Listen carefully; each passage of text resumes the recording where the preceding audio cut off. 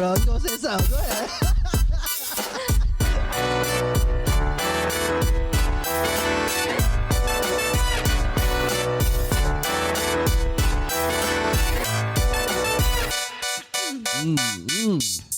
So if you guys are wondering what we have been sipping this whole time, if you're watching it or if you're listening to it, we've actually been sipping on some coffee.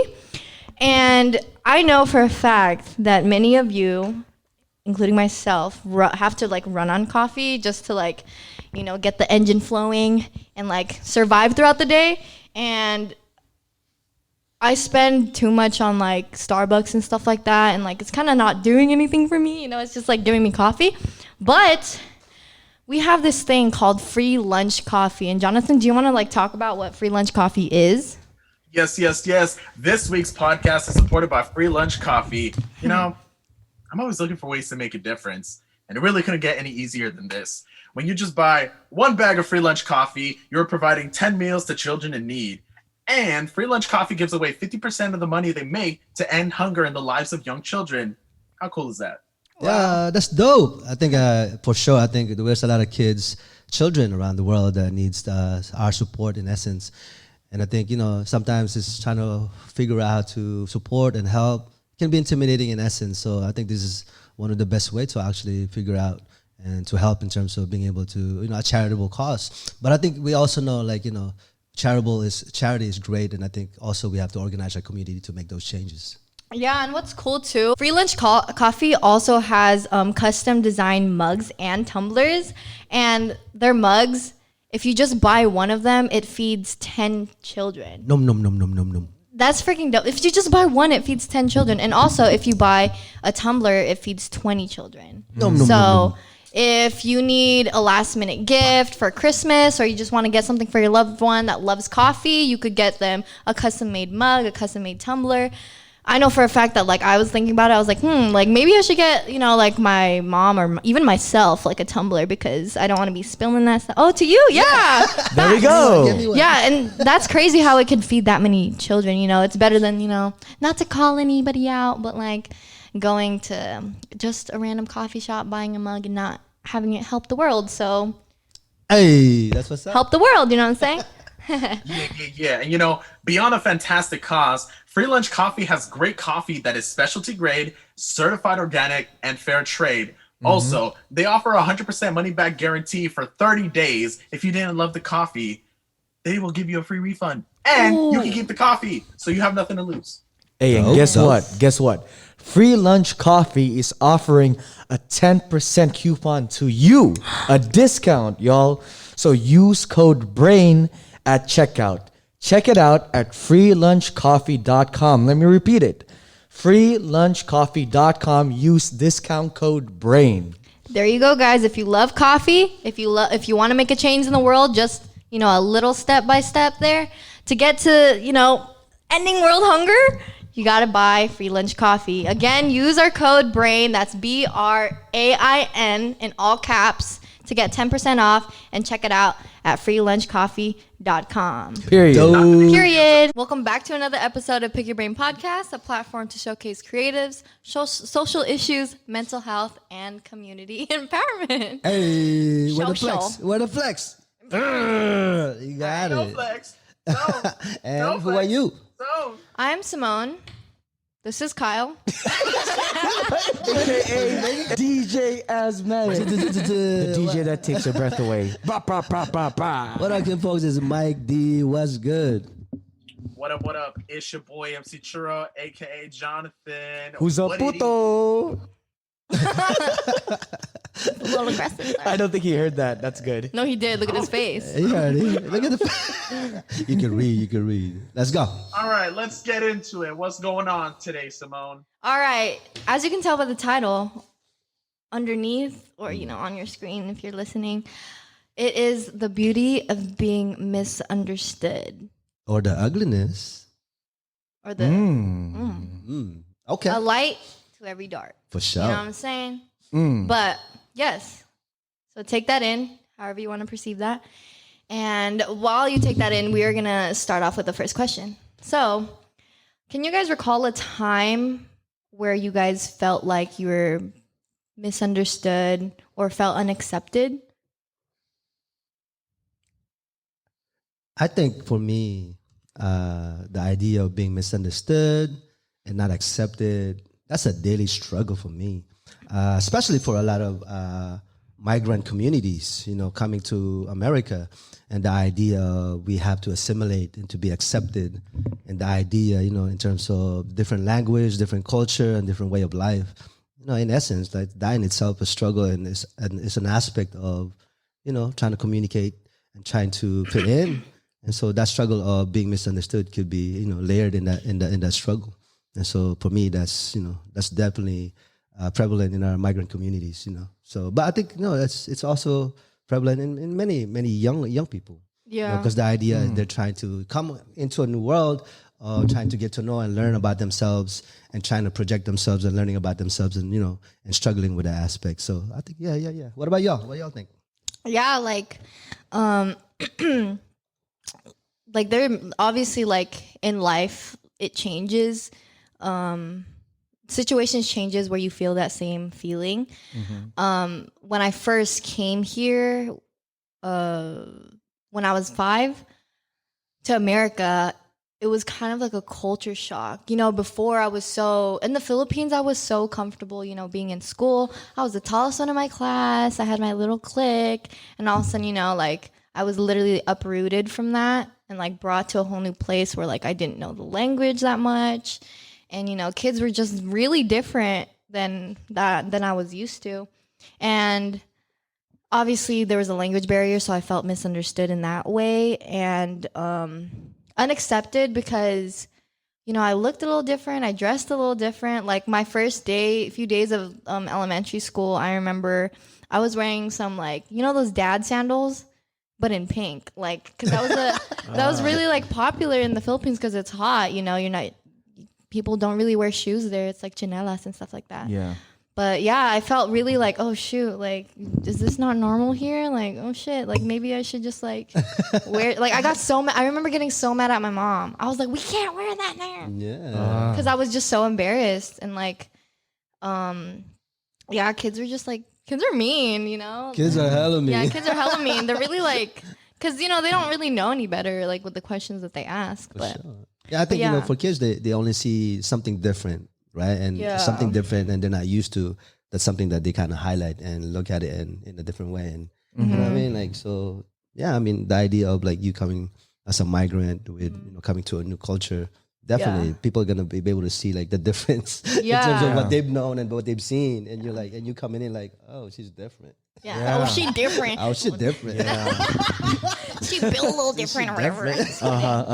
But yeah, that was, like, early on in my life. So Hey, big ups to you for coming from another country to over here and adapting. yeah, That's hard. That's difficult. That's not easy. Both of y'all, right? Because she's resilient. Period. Yeah.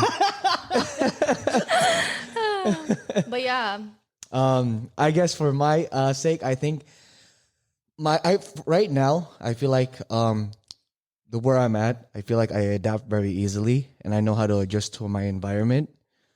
Just because of what I do with everything, so it's much more easier. And if someone doesn't like me, I could get less of a fuck because I just do me.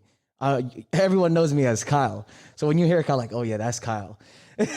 yeah. I remember. Sorry to cut you off. Go ahead. I remember I was at a Black Lives Matter protest in Milpitas, and I just, like, hear something, and I was like, that's Kyle. I literally told my friend, I was like, that's Kyle, and you came out, like, running. And you went to the front because we were almost at the stage area. Oh. And you sat, like, up in the pillar. But I just remember that. I was like, that's Kyle. Yeah. But yeah. But it takes a lot. You have to go through a lot to get to that place. I think my hardest and most difficult time was my transition from 4th, 5th, and 6th grade. I had, like, a lot of panic attacks. That's when it started to kind of come up, and anxiety. And then that was, like, projected onto school. And this was when I was going to school in Eastside San Jose. So I would, like, make my mom not take me to school and everything because I was afraid of interacting with people. I had, like, 1 or 2 friends that always, like, looked out for me and shit. But I remember there was even this one kid who bullied me too, which was crazy. But one of those people was Alex. Jonathan knows Alex. We talked about him a couple times too. Chino Lokes. He always Really? checked up on me. Yeah, I've known him since 4th grade, bro. That's how we know each other. But he always like checked up on me. But eventually, I moved from San Jose to Milpitas, and that was different because I grew up in San Jose, right? So first day of class, 6th grade, I came in crying Why? because I just had such bad anxiety. Right? yeah. So, I always had that fear of like them judging me and like, oh, he's a fucking crybaby. But you know what? Like, yeah, straight up. Yeah. Real. I'm fucking Scorpios. I just kidding. Oh, that's the boy I met at the They're party. all Scorpios. Yeah. Yeah, he's the one that like saw you crying. Super saw me crying, and he yeah. came up to me and he's like, "Hey, bro, you okay?" Like, and then we became friends. And then I kind of found my group of friends there, and they kind of brought me out of my shell. I was still kind of shy, but I was with the group. And then at the same time too, I met Jonathan back at the court. He was one of my neighbors, and they were my group since then. And ever since then, like I even started a fucking group called the Peacocks, and it was like just a group of fucking kids fucking around. And yeah, I think just after that, that's when I started to just really not care anymore. You know what I mean? Just do me. That's it. Yeah. But it is a journey and it takes a lot of time. I'll tell you that. Mr. Sir, would you like to share? Well, okay. So one thing, I got a little confused in your context. I thought you meant that Alex bullied you. So No, he I was didn't like, really? believe me. Nah, he would never. Misunderstood you. He would So never. that's It was why I this one like, fool named Guillermo. Guillermo, if you listen to this right now, I'm gonna get you, bro. I'm just Oh kidding. my god. It didn't like that. It didn't like that. I'm just kidding. I'm just kidding. I'm just kidding. Disrespect, bro. Disrespect. We grown now. He was also my friend too, which kind of Okay. sucked. Oh man, I think misunderstood. I think that's my household on the daily, bro. Just being misunderstood, and it just stems from the fact that, as I mentioned before, me having the privilege of education and being exposed to different perspectives, and so this is where I love Fred Hampton's quote: "Like theory's cool, but theory without practice ain't shit." And so Right. it's just like.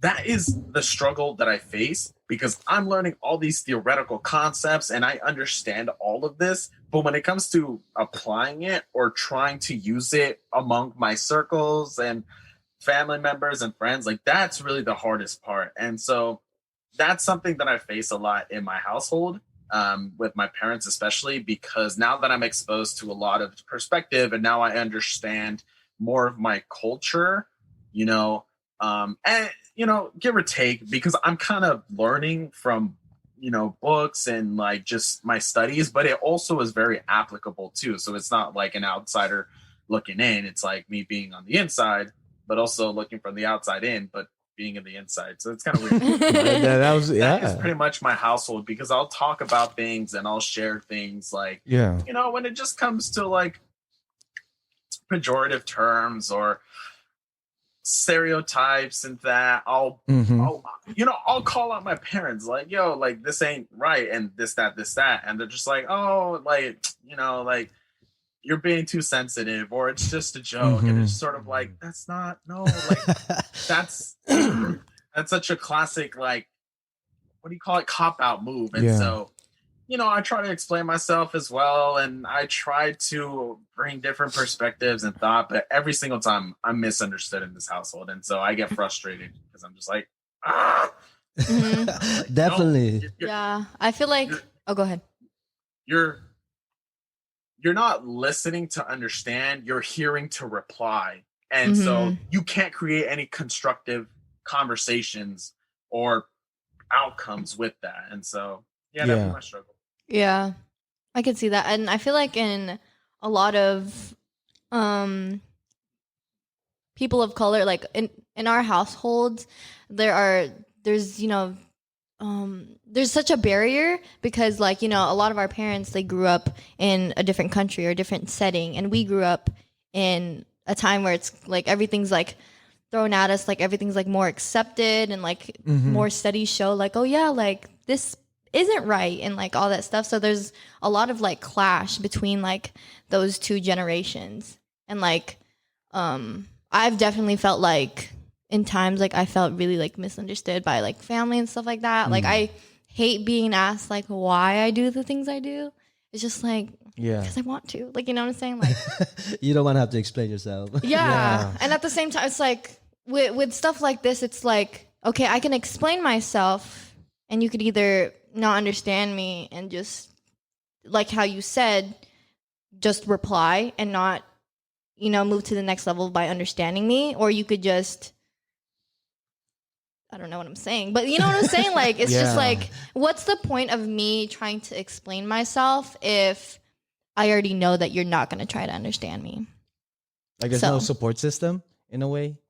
Yeah, I know where it's like, Certain things though, not everything. yeah, but not certain everything, things. but certain things. It's just like, for example, at like a really like small level, like when people are like, why are you wearing that? Like, what do you do? Like, what are you wearing? If you're wearing something really like big and bold and stuff like that, when it's like, that's just what you like. Right. And Like they it don't goes understand that. Like, Yeah. it's just what I like, like, Yeah. why do I have to explain myself? Like, oh yeah, I'm wearing this big thing because I want to. Like, what the hell? Like, Yeah, that's just yeah. how it And is. that's one of the things that irks me because, oh my god, this kind of ties in back to Kyle, how you mentioned how I can be unapologetic when I express myself. Facts. And so that is just kind of straight up what happens in my household because I'm not afraid to push back Mm-hmm. in terms of like, kind of defending myself or just expressing some of my like frustrations. Like, for example, here's the thing about Latinx families, and this can come off as a stereotype, but like, me being Latinx in my household and knowing other people, friends that are also Latinx, and some of the experiences they experience as well. Mhm. Even though you're old, above 18 years old, 21 years old, as long as you're still in a Latinx household, you're still their kid, and it's just sort of like you're still under their control. So it's like you're independent, but with strings attached, and it's multiple strings attached. And it's just like the other week, I kind of had an argument with my mom because they're like my mom, my dad, they're always just like, oh, like you should dress this certain way, or like, oh, your hair is such a mess. Like, why don't you style your hair like this? Why don't you cut your hair like this? Why don't you dress like this? Because you're like 20 something years old, like blah, blah, blah, blah, blah. And so I pushed back the other week and I was like, why do you care? Like, Oh. it's my body, it's my choice. And I'm 23 years old, not 3 years old. So why is there so much control over this? Like, why are you so concerned? And like my mom, she hit me with, well, I'm just trying to look out for you, like I thought we're like friends. I'm like, no, like, like you, like me and my mom, we get along. Like, I'm a mama's boy, so there's that. But it's just sort of like, mom, like we get along, but there's just certain lines where it's just sort of like, or lanes, like you got to stay in your own. Like when it comes to my own, like fashion or hairstyle, whatever, like it's my shit. Like you can't be telling me like, oh, you should do it like this, and then not expect me to like, kind of like get frustrated and just, Yeah. respond back. Like, why do you care? And it's just sort of like, it's like these frustrations, bro. Yeah. I do want to respond to both of y'all in terms of what you've expressed, and I think I want to play a devil's advocate, right? And I think y'all express yourself and want to express yourself, and sometimes your expression might be different from the norm, and I think that's generally always going to get an attention from the people around you, and so they might come off in communicating it differently in terms of recognizing the different the way you express yourself or the way you carry yourself. So people are going to bring that up and kind of question it. So, but I think it depends on what you're trying to project. I think on the first off the bat, you should be able to have a communication and this is thing. But I think when it's over and over, that could be a problem. but I think in essence, what MC Churro, what you are sharing, Jonathan, is that in terms of being able to communicate your own expression how you express yourself through your style, your fashion. Again, as a parent, I'm a parent, and just trying to go off that is that because as a parent, we know that we want our children to be able to do well and fit into the status quo, and how you might express yourself, they might not see it fitting in that, so they question it. And so I think the intent is always good, but then again, the impact might be different, right? And I think you're expressing in terms of the social expression. I think Jonathan was also sharing about in terms of his political views, right? That's definitely a struggle, especially if you're learning new things, new radical ideas. Yeah. And you're excited about it. And you want to share it with your loved ones and the closest ones, and that's your family. And I think they might not have the same privilege that you have to be able to learn about these things in these different settings. So I think it's really how you communicate it. So it's one thing to say this is what it is versus actually how do we learn about the people that we're communicating and what type of communication, how do they receive communication, and then start from that. It's one thing to come off like, this is what I want to communicate, but then not understanding how people might take it also. Yeah. So there's like this dialectical relationship of, there's an aspect of you and there's the aspect of the other person that you can't control. But if you want to communicate better, you have to do your own work for yourself in the way to communicate with other people. And however that you express yourself, whether it's political, whether it's just social, whether it's other things, right? So again, we express ourselves in many different ways. I think that's the thing I struggle with also. And I think I've grown up, like on my own, sometimes, being young, I grew up poor and I just hustle. And sometimes I forget, in the context of community organizing, that there's a lot of people in my circle that cares about me and that wants to participate, and in terms of, supporting in a way to better me as a person. But I think I sometimes carry myself as I can do it on my own, and I have this way of doing things. Sometimes the way I communicate things is like always in the context of I, versus like understanding that there's people around me. So it's about learning, like, what are you trying to communicate? Who are you communicating with? And how do you work in your own, for yourself, in communicating to the different people and understanding the other person. So that's really about, like, breaking it down in a sense to have a better communication and be able to express yourself better and how people might understand you. Yeah. Yeah. And so, And like, by you saying that, like, I've noted, like, let's take for example, like, when people ask me, like, oh, why are you wearing that? Why are you doing this? Why are you doing that? As like I've grown the past like couple years and stuff, I kind of like go about it in a different way where it doesn't affect me as much anymore. Cause like the moment like I stopped, like I thought to myself, I was like, no matter what, people are gonna ask me why I do the things I do, why I move the way I move. It's inevitable. Like someone's gonna ask me that. So I could either every time they ask me that question, I could either take it as a personal attack every single time and feel bad about it, or I could just genuinely give an answer. And no matter what their reaction is, no matter if they understand it or not, no matter if they accept me for who I am or not, it's just like, that's what my answer is, and take it or leave it. And if it bothers you in a certain way, then that's not my problem. Yeah. This is who I am. This is why I do the things I do. And you asked me a question about me, and I told you the answer. So you can't really get mad at me or like have like a negative reaction to my answer to that. You know what I'm saying? how do you move? What's your moves? Like this. Okay. Like they be asking like, why you move like this? Kidding. Why you Yeah, That's like, how I like move. a penguin, bruh. Okay, That's like a one penguin? more. Like But happy I think feet? going back to like what you were mentioning, Mike, as far as expression goes, like I completely agree with that, because that's one of my biggest struggles is expression. But it's also because I'm trying to have a conversation, but the other end isn't. And so, as Simone was saying, you can't control how they respond. That's what's up. But it's just like, if I'm trying to teach you, or like if I'm trying to spread awareness about this, right? And obviously it's human nature to get defensive.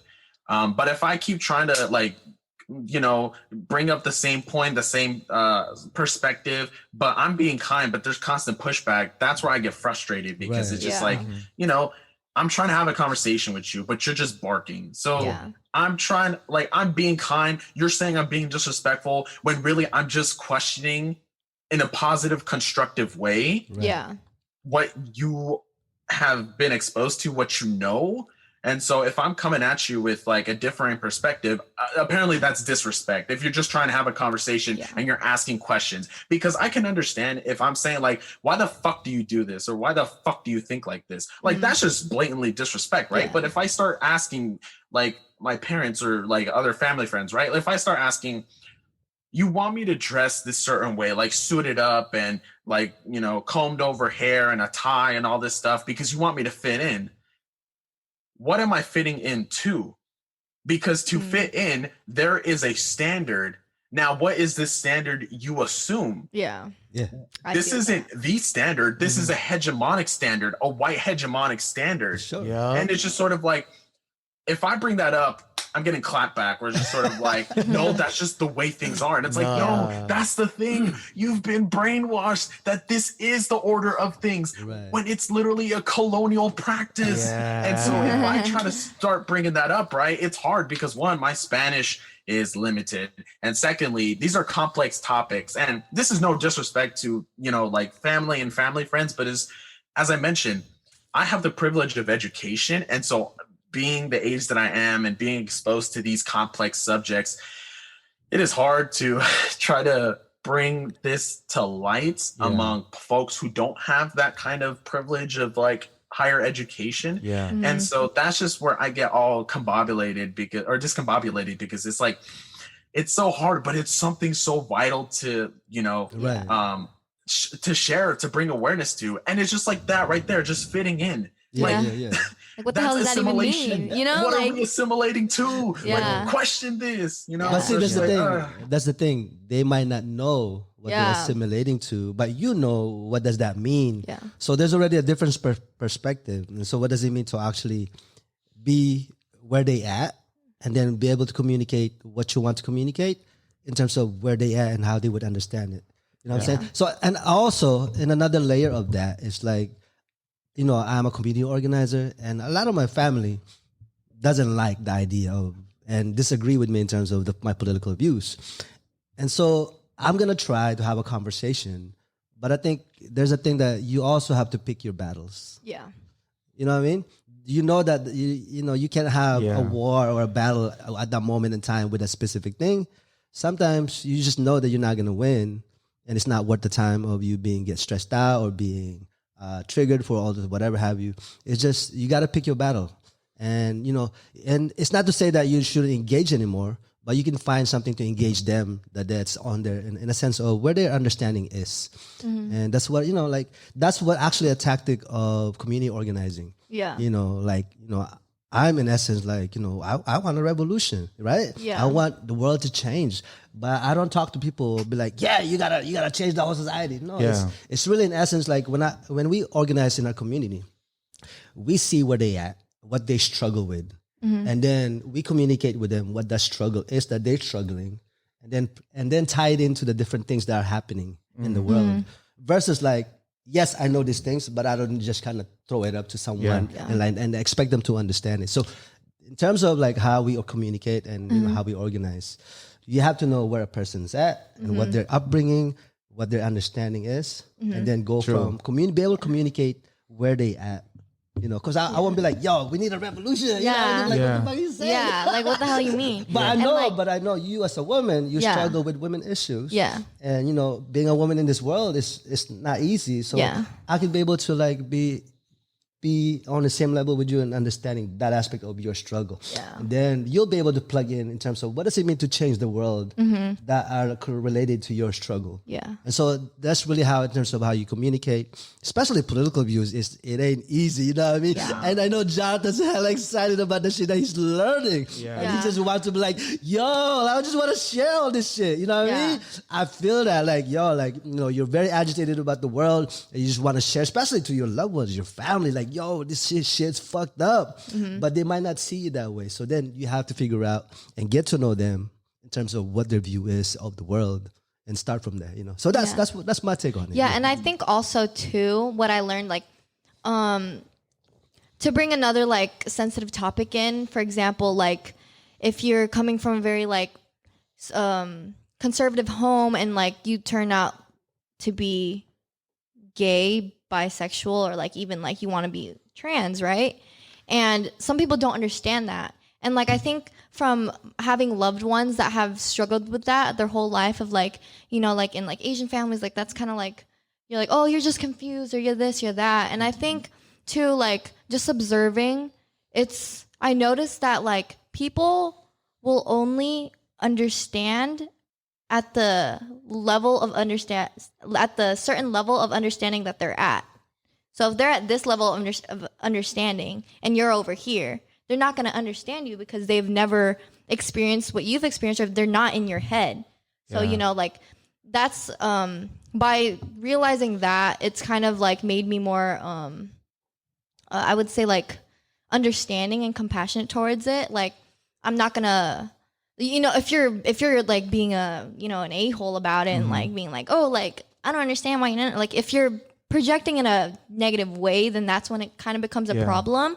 But like, I don't blame you for not understanding because you don't know about it. Right. Like for people that don't know about like, like gay people and pride and all this stuff like that and like who they are and like just accept them for who they are. Like, because not long ago it was accepted, like how many years do we have gay marriage? In some places you can't even have marriage if you're gay. So it's like it's kind of understanding for that people don't understand it, but that's where it comes to like, okay, like can you listen to me? Like let me not necessarily teach you, but let me try to explain so you could get a better understanding. But then at that point it's like they can either say like I don't want to understand, and a lot of the times like without even saying like, oh, I don't want to understand, by their tone and by how they're speaking to you, you could already tell that like they're just questioning you.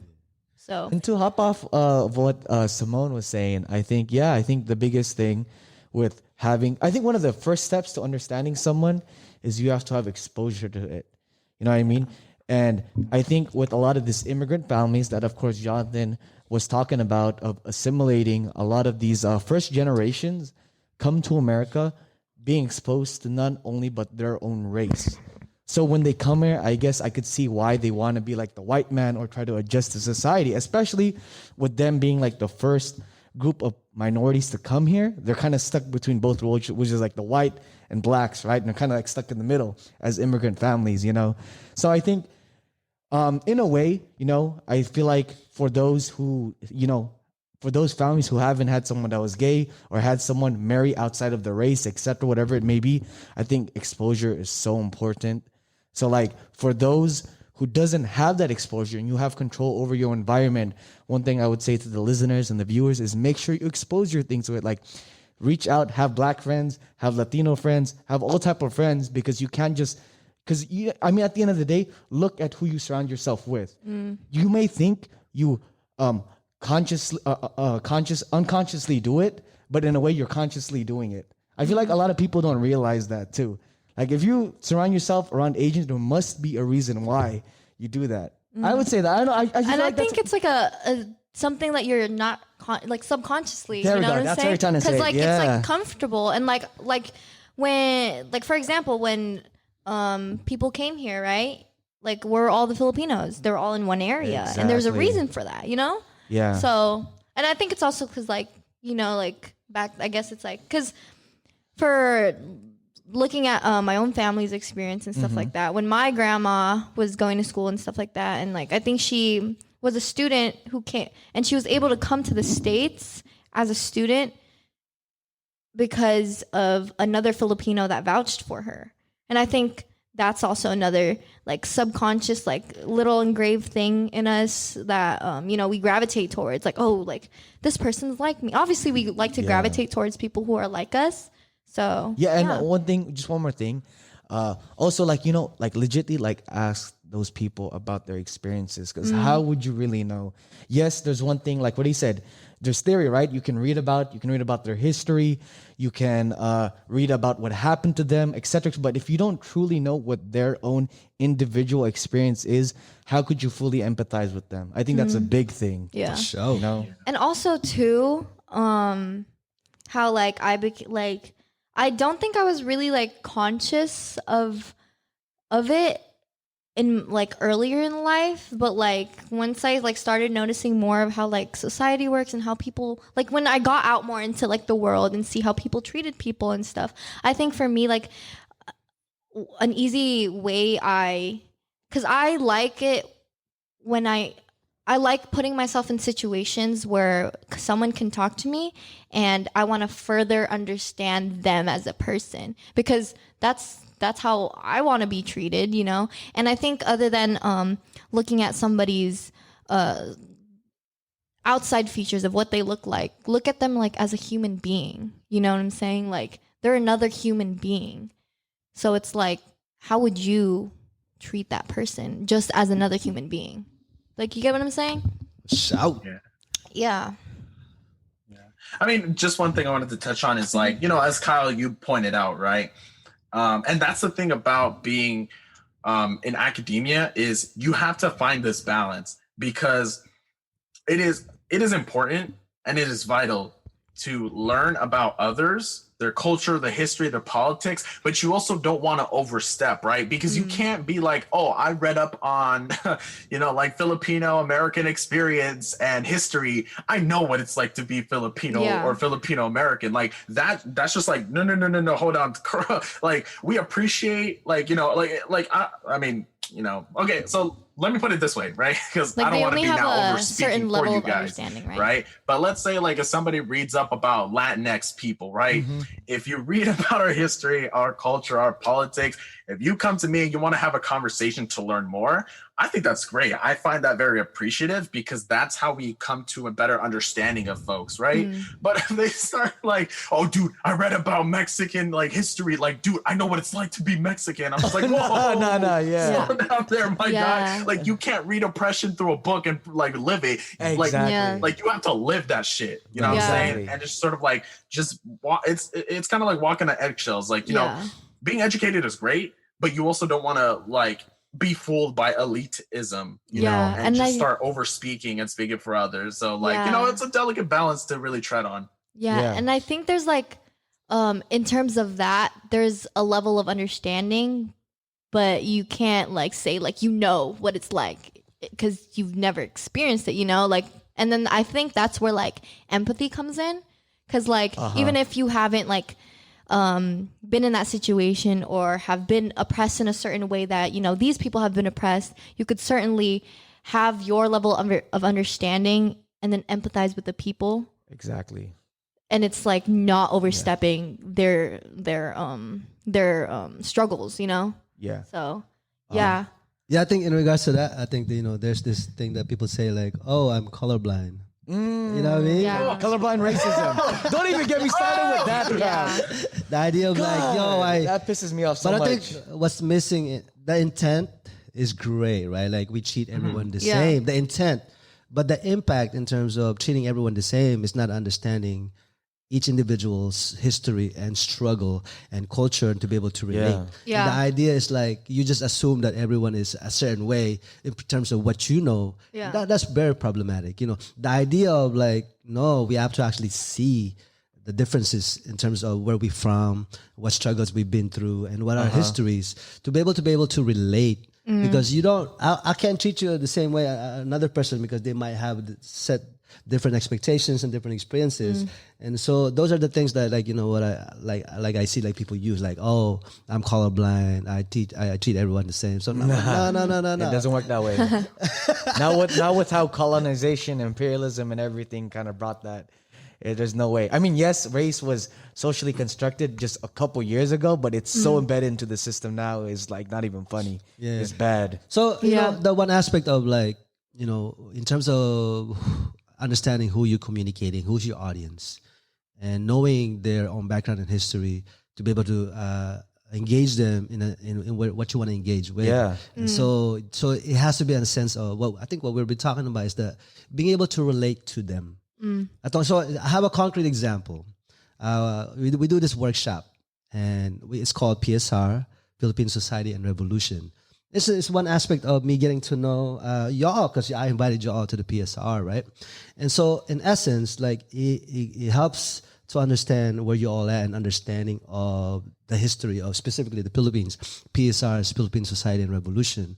And so then, I don't engage in a conversation about Philippine history without giving you context and understanding your own view and where you at in terms of even your own history and family history and, where your parents from, where you're from part of the Philippines and, what do they do for work. Because in essence, to understand someone is you have to look at whole as person as a whole and their history and their families and all these things. So with that, that's a concrete example, like getting to know Simone, an example, and then our engagement, our conversations become more deeper because I have a sense of a history and understanding your own like family backgrounds. You know what I mean? So it's not just like off the surface and make assumptions about you. Yeah. There's this sense of like, also trying to open up, for myself, and then be able to have a deeper conversation. So Yeah. that's a way to really communicate things.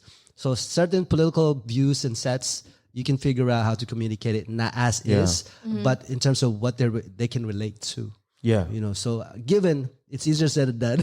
Yeah, most definitely. And so that in itself is a work that you have to do for yourself and how you communicate to others. So you can't expect other people to say, you're supposed to know this shit, and if you're reacting a certain way, you can't have that shit. You're fucked up. Yeah. So it's up to us as organizers to better ourselves in how we communicate. And so that's the things that I want to put out a challenge to everyone, So Yeah. And this podcast is also sponsored by DJ Asthmatic. DJ Asthmatic. Hey, so every Tuesday at 8 p.m. I stream. We always fundraise money for NAFCON for the Typhoon Relief Fund of 2020. So far, we've raised $30 freaking dollars, y'all. Let's go. that's what's $30. up. Hey, That's actually I like said how 30. much pesos? That's in conversion. 50, around 50 something. 60? Yeah. Oh, It was like 1,500. what kind of pesos? Pesos, Filipino pesos. That's But what's yeah. My bad. So every Tuesday I'm on Twitch, twitch.tv/DJ Asthmatic. It's hella lit, y'all. It's so Yeah. fun being on Twitch. So Every yeah. dollar counts too. So Yeah. So I think the last one we did was DJ Smackalak. DJ Raichu. DJ Shout out to Raichu, them. Nice. DJ Asthmatic. It was on a Tuesday. So yeah, every Tuesday, come check it out. DJ Asthmatic 8 Twitch. p.m. y'all. 8 p.m. on Let's Twitch. go. Yeah. Yeah. Yes. Let's go. And what time is it, Simone? What time is it? It is the absurdity of the day. I said that's so lame. I thought you were gonna smack me. Are you doing Sino? Oh, Want me to sing it? you can't see me. Absurdity. Ew. I'm gonna cut that shit No, out. go with it. Go with I it. thought you were gonna do the John Cena theme song. I did. Okay, anyways. The Anyways. absurdity of the day. Let's go. There Pew, pew, is. pew. Did you guys know No. No cows cows. kill more Americans each year than sharks do? Cows. You know, I go to Mission Peak every week now. Those cows are kind of scary. They stare you the fuck down. So, yeah. they'd be like, Yeah, no, they Dang. do. They do. It's I mean, weird. makes sense, right? Yeah. Wait, what do they do to you, Check though? this out. What did they kill you, While bro? sharks account for- Like, how? they make steak out of you. Wait, check this out. Check this Go out. ahead, go ahead. So while sharks account for about 53 bites per year, only one of those ends up being fatal. Cows, on the other hand, kill around 20 people per year. 20? Is there? they- What they are the stab you? examples of death by cows? He does it. Do you know that? I don't know. They probably like stomp you out or something. Oh, they run. man. Wait, is it cows or bulls? Oh. Cows. Just cows. Well, what if it's like is bulls and Carabao and all that other cows like? They're in the same like Family. family, But they're not a cow, though. but they're not a cow. Okay. Look, fam, we're talking about cows and sharks. Okay. So, No one's talking about no Carabao. Keep it simple. I don't know, nobody's man. talking about no bulls. Nobody's talking about no. Just I don't know what you They're said, like- Kyle. It's like they're like, this is for that burger you ate at In-N-Out the other week. You're like, chill, bro. I'm a vegetarian. Chill. Okay, that's dope. No Yeah. shade to vegetarians Wow, though. I Shout never out to our vegetarians. Yes. I'm gonna have to look that up. Like, what are the examples of death by cow? So yeah, I'll look it up, man. Like, that's crazy. Maybe their milk is poisoned. What? Their milk Like is poisonous poison. milk. That could be one of them. Okay. Thank you for Just sharing saying, that. you know, it's a thought. It's a theory. It's a theory. They like But poison let's put their it own into milk. practice. Jonathan, let's put it into practice, like what you said earlier. Right? Theory, practice. Red So- Hamster. Okay, let's go in front of a cow and see if we die. Let's kill more people with cows. Let's go up to Mission Peak and we'll see. We'll try. And You want to that go? is- Let's go. Let's go. I go every week. Come meet me. All right. All right, so now that we've kind of explained some of our experiences with feeling misunderstood and unaccepted in certain situations, I think we touched on mostly about in terms of our family and like in our inner circle and stuff like that. But in terms of like going into like unfamiliar grounds, do you guys worry about like feeling like, oh shoot, like what if they don't understand me, or what if they don't accept me for who I am? Like, do you guys worry about that stuff when you're going into situations where you like meet new people? Not anymore for me. Mm-hmm. I feel like I'm so used to kind of picking off the vibe, and I just put it out there. I guess I like setting the vibe too. Cause Yeah, you do that. You hella set the vibe. I set the vibe, and I don't like awkward silence.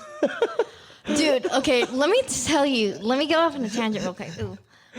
Kyle cannot sit in a silent car at all. No. Like one time, like sometimes, like I just be wanting to, because like I don't mind silence, but like Kyle's just no, like constantly talking, and I'm like Kyle, like, and like you could tell, like with the little pauses, that it kind of like makes him nervous that like there's no response, and I'm like, bro, it's okay, like I don't hate you, like it's so funny though, like, but yeah. Like just thought you should know about that. This one time, one of my homegirls, she invited me to go eat some crawdaddy or whatever, right? And I did not know the 3 other people she was with. She just invited me to go out. I'm like, oh shit! And then the whole time I was like in the middle of the table asking them about their lives and everything, because it was like, damn, I don't want this to be weird. They're like, I'm trying to eat my crawdaddy, and you're talking to me about, and you're asking me about my life. Let me eat. Are you asking me about my life? This isn't PYB podcast. They're like, why are you trying to pick my brain? Oh my This is god! crawdaddy. Let's pick our shrimps. Exactly. I'm dead. But did you want to continue with that? Oh no, yeah. I just feel like now I very well easily adapted to. I don't hate people. I love being around people. You know what I'm saying? I know a lot of people say that they hate being around people, and they hate people sometimes. But for me, I just love knowing more about people, understanding them, or just being around energy. I feel like I feed off a lot of other people's energy. You know what I'm saying? So not anymore. I think personally for me, that's something that I've struggled with a lot. Like in the past, I've come out of that shell really of like me being in my own head. But before I used to like getting a little like sense of why I feel this way sometimes is like when I was growing up, obviously I didn't like fitting in was like a total thing that I had to do, you know, like cuz like that's what, you know, they teach you in society.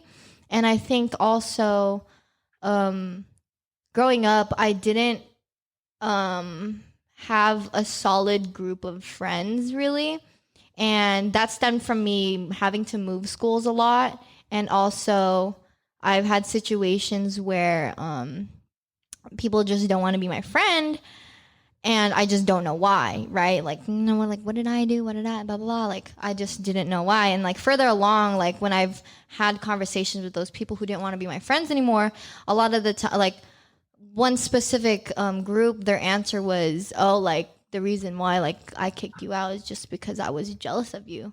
And like back then I didn't understand it. I was like, I don't get that. Like I'm just being myself. And I think after that experience, I began to dim my light because I'm like conscious. I'm like, oh, like I don't want them to think I'm overstepping them, and I don't want them to think that I'm trying to catch all the attention when in reality I was just being myself. And like it took me a while to realize that if they feel like I'm overstepping them, if they feel like I'm acting a certain way to get the attention off them when I'm just being myself, that's not my problem, you know? And I think learning that, it allowed me to just be myself no matter what the situation is. In like social settings, like if I'm going to a workplace, like I'm just gonna come as myself, because if I'm being misunderstood or unaccepted just for being who I am, then that's way better than being unaccepted and misunderstood for somebody that I'm acting like or like trying to be, in a sense. So yeah, like more as I've grown up, it's definitely been easier for me to just be myself. You know, sometimes there are times where I like get worried that I'm like, oh my gosh, like I don't know, like I'm kind of weird, you know, like are they gonna think I'm weird? But then I'm like, yeah, I am weird, so it's fine. Like, you know, so Weirdo. yeah. And I fully accept that. And if they don't, then that's fine. We're all because, weird. Yeah. So. Yeah. So you're no longer dimming your light. Yeah. Is that why there's this aura about you? Period. I'm just kidding. No. Or is it the makeup? No. It's the makeup. Zoom in, camera, zoom in. What's the makeup thing? What you know what I'm talking about? Can I Like, talk about it? No, it's just like is that something? No, it's like it's or it's, what's that slogan for that makeup? I forgot for that. What do you mean? Like, What? huh? Wait, what? It's like something like is that L'Oreal or something or is that or Maybe that's, it's Maybelline. yeah, Like that one? I think of it. Yeah. Wait, My what do bad, you off mean? tangent shit. Go ahead. Anyways, Wait, what were you saying? Wait, I'm confused. What do you mean? no, because you were saying I was saying is it the makeup or it's supposed to be like maybe it's Maybelline. I'm still, It never was mind. trying to like kind of fit in that like. Yeah. Oh, So that failed. I get it. That failed. Like, okay. maybe it's me. Maybe it's Yeah, not. Maybe it's there you go. Maybelline. There you Like go. that. Yeah, Okay, yeah. okay. Okay. Sponsor us. Sponsor us. Sponsor us. But yeah. How about you, Jonathan? What are your thoughts? Fuck. Okay, I kind of got lost. What was the question again? I got lost with Maybelline. Same. While I was answering it, I was like, what am I talking about? It was like, do you get worried about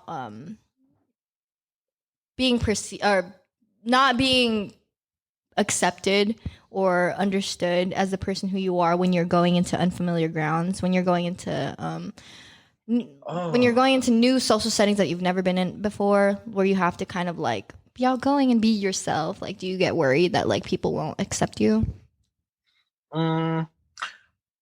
Wow. That one's kind of a tricky one because, as I mentioned in my episode, I tend to be a recluse. I tend to keep to myself, and so although I'm not the biggest fan of small talk, I can engage in small talk. But so when it comes to new social settings, I'm kind of like a hermit. Like, I will primarily rely on whoever I'm going with. Like, I'm just kind of like, no, take me with you, like that sort of stuff. Take me with you. And so, I kind of gauge the vibe, the ambiance, and so I get familiar with it. I'm a very observant person, so like I'll analyze like the room or I'll analyze the place and I'll analyze the people, kind of like overhear conversation, see where that's going at. And so at first I'm a little bit of a hermit. And so I don't really talk too much, or I also am observant in conversations that I'm having with somebody, because I'll either know if I can like truly be myself, like, okay, let me talk about what, really interests me and what my personality is like, or if they're not, like if I don't see a compatibility in that sort of sense, like engageful conversation, I'll kind of keep it small talk and then just kind of, like, oh, okay, that's cool. Well, it was nice meeting you. And just like, Now when you're off that tequila though at a party, you set the vibe, bro. Oh, this is an I'm example. dead. It goes crazy hold on. though. We Call are him talking out. about Go crazy. we're talking about just different social settings. Just being sober. All right, relax. Right, We're sober in this When situation. he's off that Don Julio, Don Julio. Don Julio. Don Julio, make me a fool for you. Okay, I'm gonna get that. Go ahead.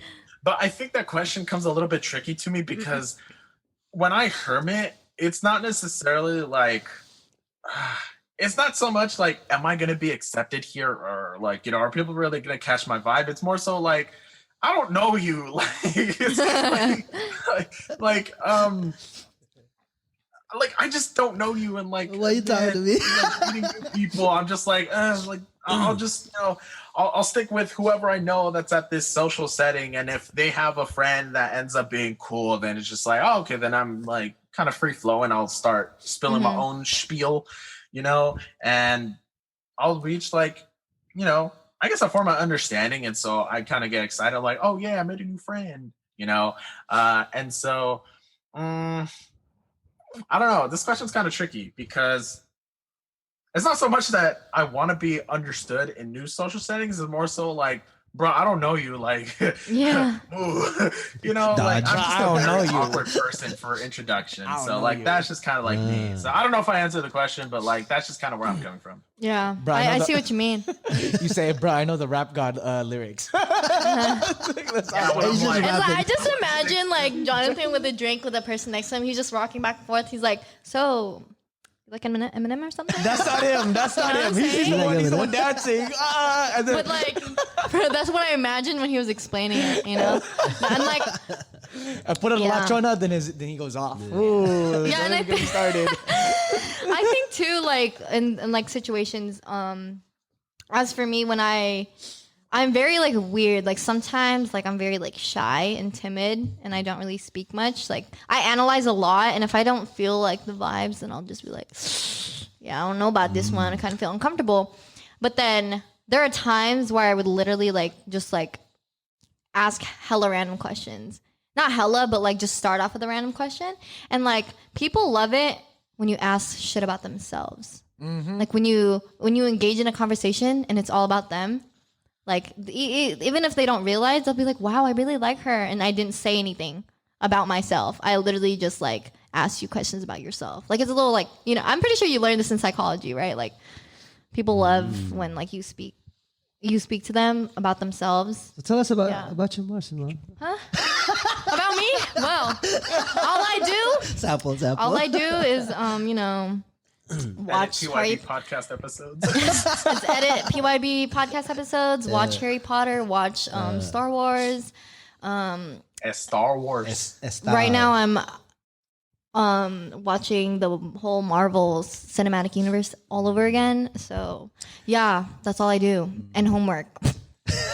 I want to touch on that question. I think that question in terms of the idea of coming into a new social settings with concerns of being misunderstood or being accepted, the question is really rooted in your self-confidence, right? In Yeah. terms of how do you feel like you would be judged as?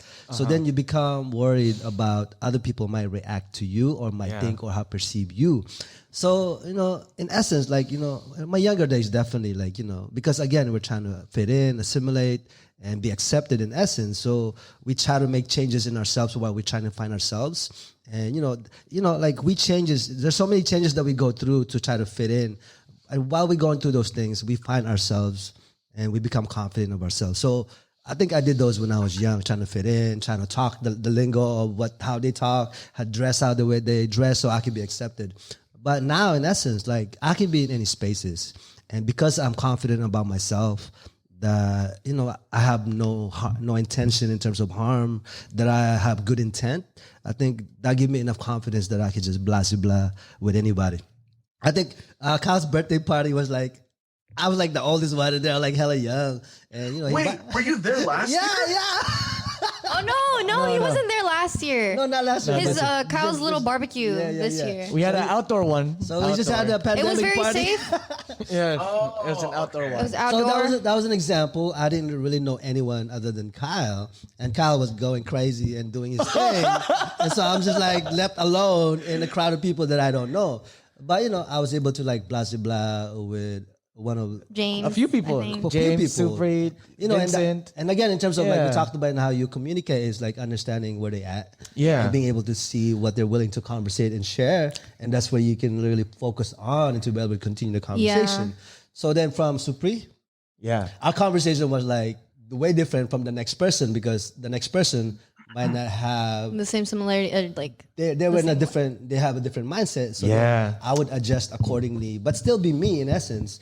But you know, adjust in terms of how I react or interact and relate to people. And so So you know, so now like definitely like you have to have confidence in yourself. And so judgment or perception of other people will not impact you. Exactly. Yeah. So then the work becomes internally and becoming like you being able to accept yourself first. Yeah. Just yeah, be you first. exactly. And I think Facts. like something that I realized too is, I think it's closely related, but not exactly related to like having self confidence. But like for me personally, I have a hard when it's the other way around and people like are asking questions about me and trying to get to know me, I get kind of awkward. Like I don't really open up. I don't know. Like I don't think it's like a me being. Well, at least now it's not me being afraid of like what they're gonna say about me and what they're gonna like judge about me. But I just like sometimes I'm just like I don't like to share. Just like me, just like I think it's because like I don't know. It's just like if you ask me one question, I'm just gonna answer it.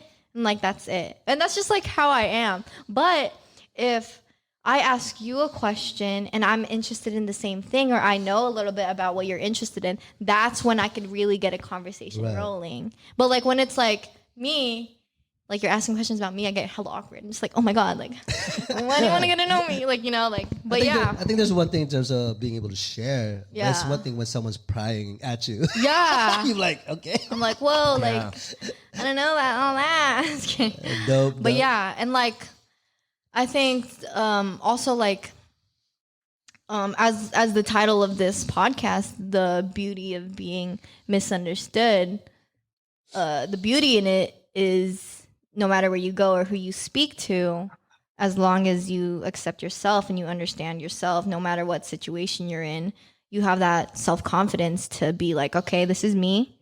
And that's it. You're either going to like it or not. But if you do or you don't understand or don't accept me, that's not my problem, you know? Yeah. I mean, at the end of the day, as long as you don't do any harm to anyone or to yourself, and feel free to be you, you know what I mean? And so, and accept the way you are, and just, you know, again, you know, and sometimes in this capitalist system that we're in, things that we do that are not necessarily are commodified or being able to sell or they might consider productive. Sometimes it's not valued. You know what I'm saying? But there's a lot of things that we do that we enjoy that doesn't mean bring it in a capitalist system that doesn't bring value. So sometimes we assimilate to a thing to do something that are valued in general in terms of the status quo. So that's something that, you know, keep in mind that, you know, just sometimes just be yourself. Yeah, exactly. You guys want to touch on that? Okay. Well, okay. So, I guess given that updates or like that addition of perspective, like I said, I'm a hermit. And so, typically when it comes to like new social settings, I am very shy because, as you've mentioned, Mike, right? Like there's just a different type of comportment when it comes to different people because, you know, maybe they want to talk to you this much about certain things, or maybe somebody else will want to talk to you this much. And like, you know, so there's different levels because people just are different and that's just what it is. Right. Yeah. And so like, for me, I'm just like, trying to kind of latch on to somebody that I can like really converse with. And so that way, I don't know. I think I mentioned this in my podcast too, where just podcast episode where it's just like, I have social anxiety. So like when it's like a big room full of people I don't know, I'm just like, oh my God, I better not do anything stupid like trip or something. You know? So, I mean, there's that. Yeah. But, I mean, freaking Kyle, as you mentioned, like if you get me like 6-7 shots of tequila, like then I'll start making a bunch of friends, bro. Like, what I like to do too is I don't want to misspeak, but how do you say this? Like, because obviously alcohol brings out like kind of more of who you are. Like, is that like it's like inhibitions, or how the hell do you say that? I think it's like alcohol, like loosens it's like you up. have a reason. If you do something stupid in the back of your mind, you have a reason. You're like, oh, it's because I was drunk. So like it's easier to like do certain things or like act a certain way. It comes on your nerves too. Yeah. So you're less anxious about things. Yeah. The more shots you take in. So given that, when I'm, you know, having a good time, you know, with Senor Patron, like Kyle has seen this so many times where like I'll show up to a party and I'm just like, oh, hey, how you doing? Hi. Oh, sorry. And then, you know, I kind of get going with some drinks, and then like next thing you know, it's like, where the hell did he come from? Why is he dancing in the middle of the freaking like clubhouse or whatever? Like, who the hell is this? Like, where did this come from? And like, I've noticed that I've actually made a bunch of friends like that way, because I'm just like, oh, hey, you want to take a shot? You want to take a shot? Like, Yeah. It's a connection. Yeah. So what I like to do too, if there's a group of people, and let's say I know mostly everyone, I like to say, hey, Simone, have you met da da da da da? You know he likes Harry Potter too, and then boom, they kick it off. So that's like one thing that I like to do, because you know if you find something that you're related with, then you're able to relate more with that person and be more comfortable with that person. Yeah. That's like a huge thing. Yeah, I think in terms of the alcohol, I think when you are under the influence, in essence, is that you think less internally and processes internally of the worries and the concerns on how you might be It's like a judged confidence or perception. booster, So then, right? when all of that is gone, then you become just Back to yourself. you just do, and sometimes you do bad things. I see. So Yeah. you just do. So in essence, if you want to pick that apart, it really starts from within. In essence of like having confidence and thinking about like how people might see you and all those processes internally that's happening in social settings. So then I can understand like the social angst and the Yeah. anxiety that Yeah. can like bring up, right? You know what I mean? PYB podcast listeners, please drink responsibly. Hey, Yes. that's what's up. We're all Yeah. over 21, so it's fine. I was the last one to turn 21. Yeah. But I'm 21, you know. And I think one thing that I like to just lastly say is, at the end of the day, it does take time to kind of find your confidence. It took me a long time. I may sound like this like very confident person, but you go through a lot of battles along the way, and you have to go through a lot of struggles and a lot of certain situations to get there. But just keep pushing forward and keep pushing yourself out of the comfort zone. Yeah. You can't always be comfortable. You have to push yourself towards certain limits, talk to different people, and just at the end of the day, don't forget who you are truly. So there always comes a lot of self-reflection with that as well too. So don't forget to do the internal and external things, Yeah, and also too, what's really helped me and like could possibly help you if you want to, implement this in your life. But when struggling with like those situations where I get anxious and social anxiety, the way I like to move about like in situations, because like sometimes I even get nervous just walking around the mall, and I don't like being stared at too. But stop. I'm just kidding. But what I repeat in my head like over and over and over again, I'm like, Simone, you're the baddest bitch ever. Or like not that necessarily, but I'm like, Simone, like Simone, you're freaking dope. Like you're cool. Like I remember I sent a Snapchat not too long ago to Jonathan and Kyle of me talking in my mirror.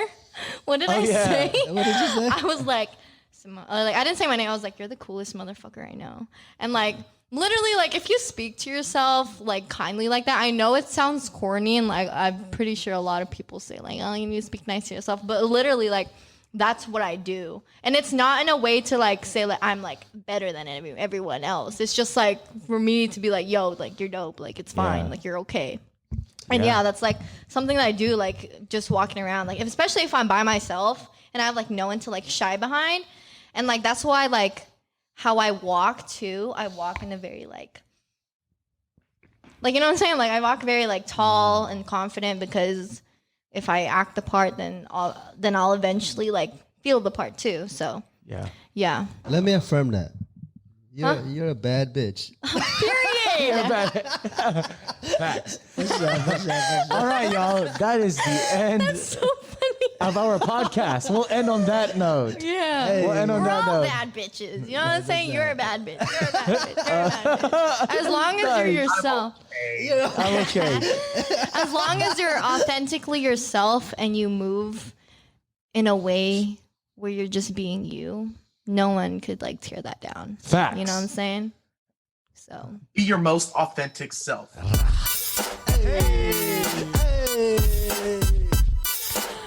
my gosh, this is a really good podcast, guys. Thank you for tuning in once again. We will see you.